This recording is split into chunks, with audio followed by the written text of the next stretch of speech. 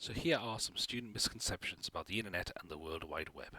So some key information. The internet and the web are not the same thing. Students usually get these both mixed up, which can cause issues in how they can explain the relationship. The internet came first by about 30 years, and the internet is basically a network of computers that the World Wide Web is a resource on that internet.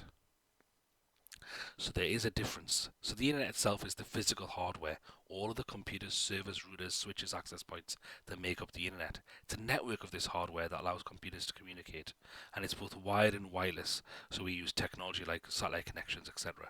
The internet is used by a range of other services to allow that communication and functionality. So some resources might be mobile apps, electronic mail, file sharing, online multiplayer games, voice over internet, and of course the World Wide Web. So here's an example. We've got some servers connected to a black wire, which is the infrastructure of the internet. All those round things in the middle, they're routers. That all makes up the internet. Your computers and those blue wires, they're not on the internet. They're connected directly to the internet using an internet service provider, and this itself is what we call the internet. The wires, the routers, the servers, etc. The web, however, is just a resource that uses the internet. Right? So the World Wide Web, or WWW, is the interlinked documents and web pages that people can search.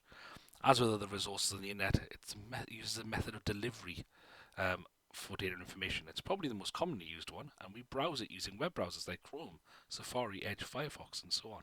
So what is the misconception? Well, students find it difficult to tell the difference between the two.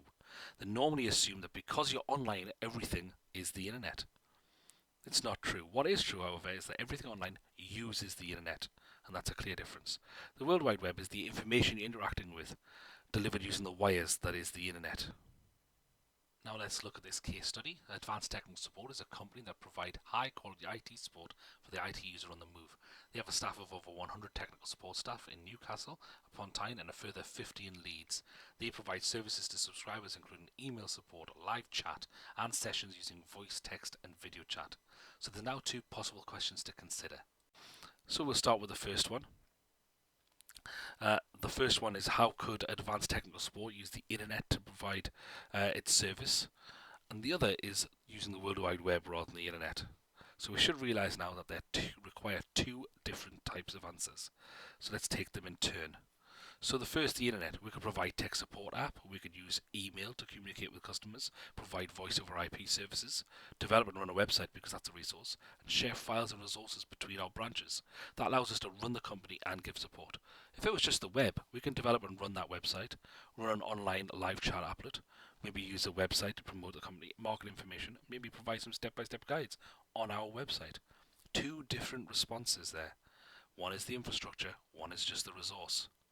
Okay, so you've got another difference. So in summary, what is the difference between the two? Well, the internet is the internetwork, a global network of computers. Private, public, academic, business and government infrastructure we're using millions of wires and allow the communication to flow between devices. The web, on the other hand, is the system that interconnects resources on the internet, connected via hyperlinks and URLs or web addresses, and we browse them using browsers. The resources are represented as web pages that we've written in a scripting language like HTML. So in summary, what do you need to do to get over this misconception? It's important to identify which you will be discussing. The internet gives a broader scope for the answer as it allows the discussion of all the other resources available in the internet infrastructure.